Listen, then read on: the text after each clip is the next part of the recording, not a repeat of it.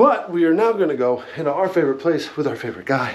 Russell, what's up, bud? It's good. What are we talking about today? Today we're talking about the new Wii knives that came in. So we've talked a lot about the Elementums and the other knives with Civivi. So Wii, the parent company, these are the higher end dollar, more premium products in there. So they're all CPM 20 CV steel. Most of them are titanium.